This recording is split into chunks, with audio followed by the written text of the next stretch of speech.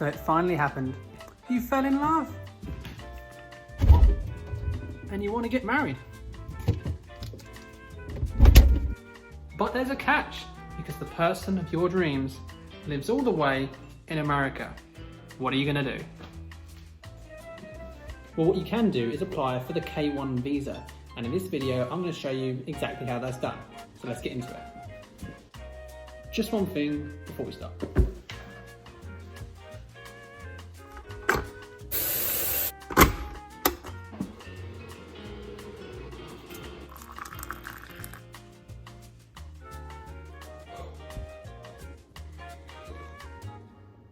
Now let's go.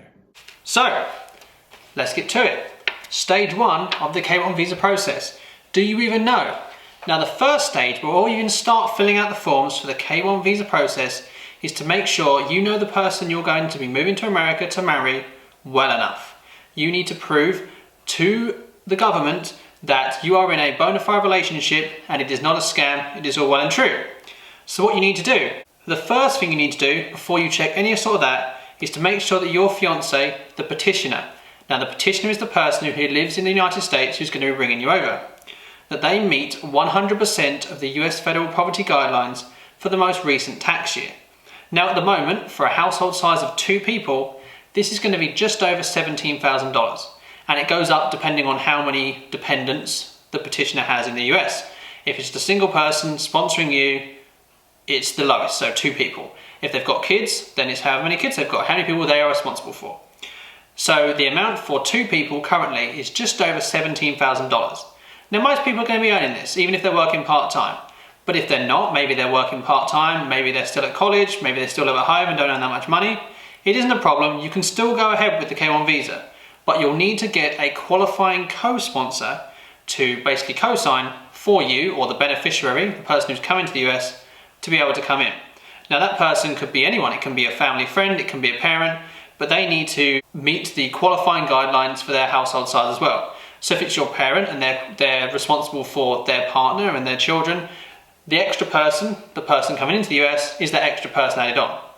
But as long as they meet the federal poverty guidelines for their household size and you, or the beneficiary, they can be your co-sponsor. So if you establish that your fiancé or your co-sponsor, and both of them, meet the federal poverty guidelines, you can move on to the next step. Have you met?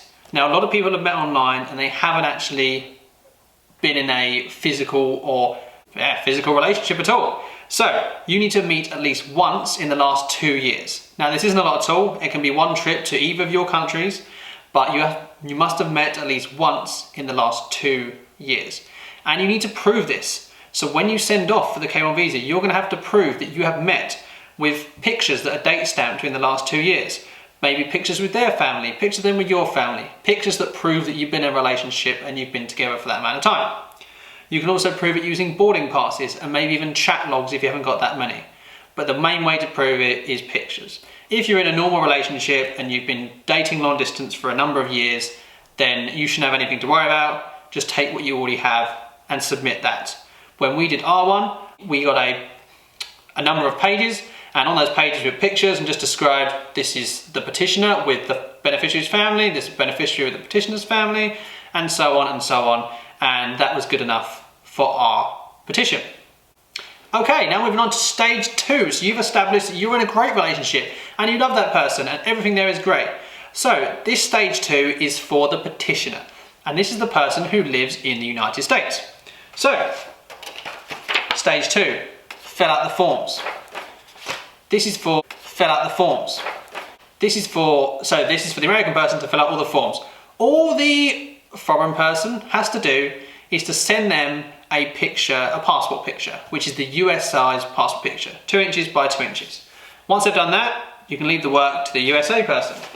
So the USA person needs to fill out form I-129F, which is basically the form that says you want to bring someone over for the intention of getting married. Added to that, you're going to want form G1145. That's just the form that says you want to receive email and text confirmations, which obviously you do. You don't have to keep logging on or waiting for letters to turn up. Then you need a passport photo of the petitioner, the one in the USA, and the beneficiary, the one in the, for my case, the UK, or for whatever foreign country you're applying from. you need a check or a money order for $535. Now this amount may change, but it's been about that $535 for a while, but make sure you check on the Form I-129F instructions exactly how much you need to send before you send it. You're going to need a cover letter, basically saying what you're doing, a contents page of everything included in this packet. Just list off everything that's included so the person who opens the packet knows exactly what's going on in there. You need what's called an intent to marry letter. Now a lot of people get confused by this, but all this is a letter which simply states, I, the beneficiary, or I, the petitioner, intends to marry to the other person when I enter the USA within 90 days of arrival on the K1 visa. Simply that. It's just a letter stating what you're going to be doing. If you have any proof that you're going to get married, maybe you've got wedding invites already, this isn't recommended because you don't know how long it's going to take for the K1 to get approved, especially if the coronavirus is still going on. But for my case, we did have planned the wedding. We planned it quite a way in the future, so we had wedding invites ready to go. So we sent those wedding invites off and a confirmation that we booked our wedding ceremony. This is also an intent to marry. But if you don't have any of that and you're just planning on getting married when you arrive in the USA, you can just submit a letter saying, I intend to marry this person. The USA, the petitioner person, needs proof of US citizenship. This can be a birth certificate or a passport. One of those two is fine, just a copy of that added in there. They will need any copies of any divorce records, any criminal records, or any name changes.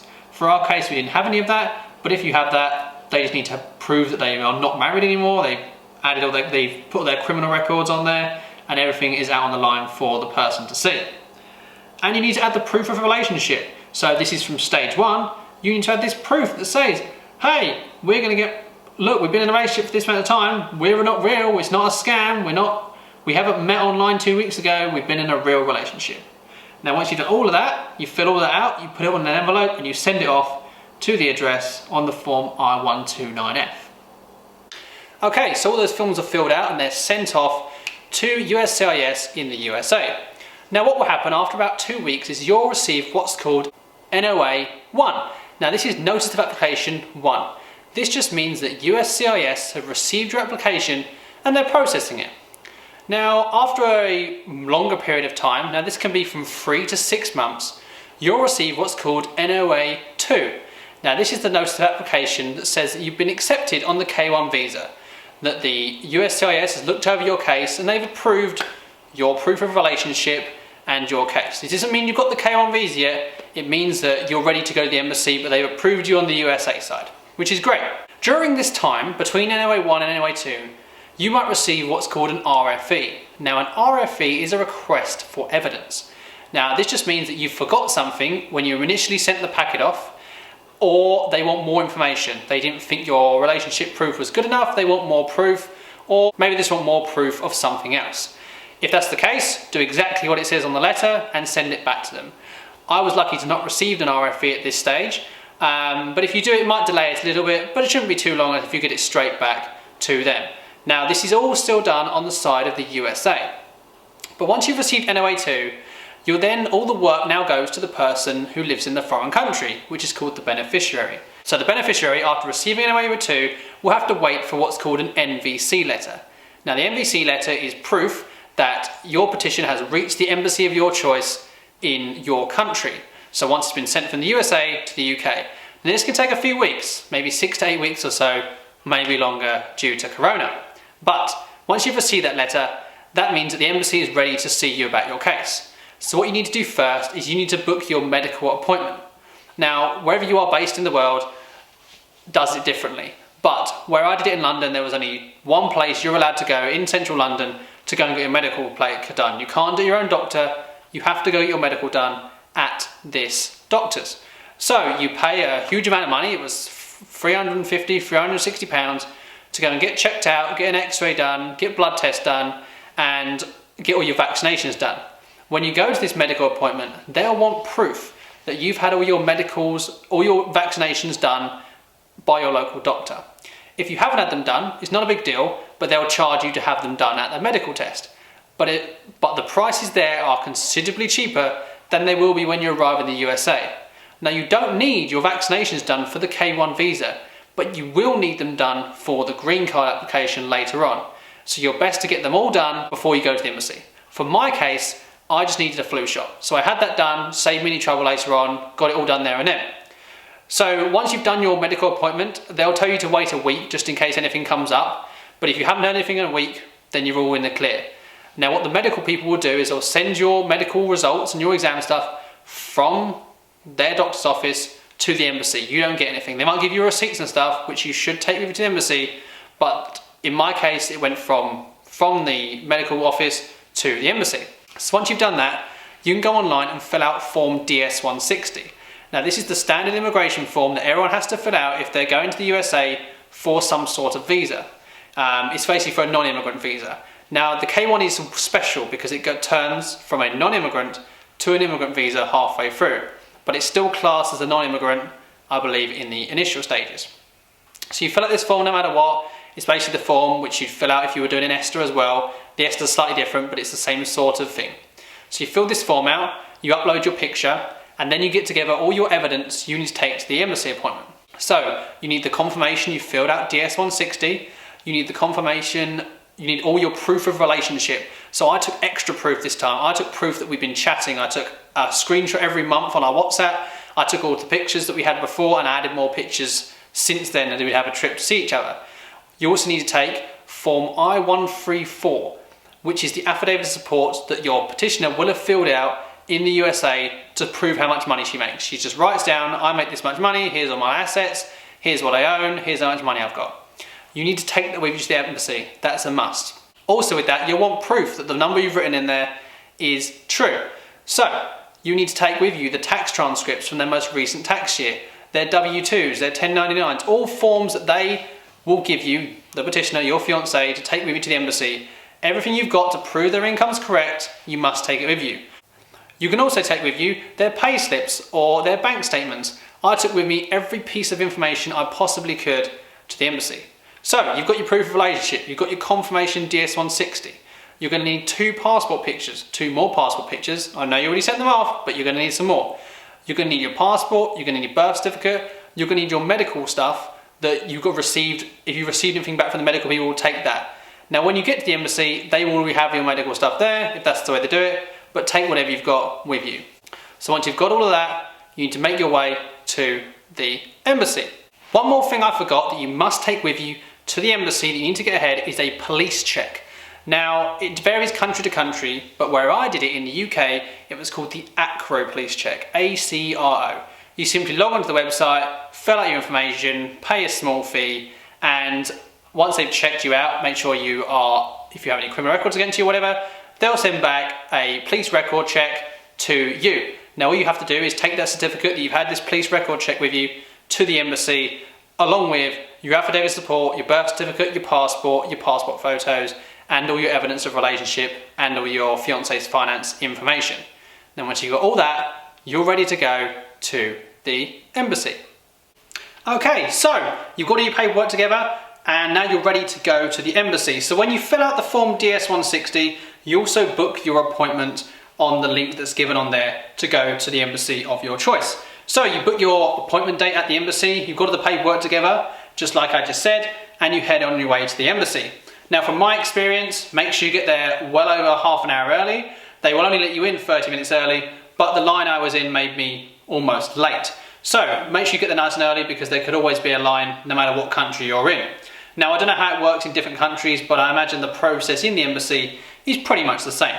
So what you do is you go to a window first once you're called up, and they will ask for your police check, they'll ask for the affidavit of support, they'll ask for your DS-160, they'll ask for your passport and your birth certificate and your photos. The main stuff, forms that they've already asked for in the list. So you hand that to them. If you are missing anything and you can't get it right there and then, you will have to rebook your embassy appointment, which will be annoying and could be quite costly as well. You've obviously paid £260 odd, country dependent, to be at this embassy appointment. So what that person will do is they'll take all that paperwork and they'll put it aside. Then they'll tell you to go and sit down again. And behind the scenes, I imagine they start looking at it.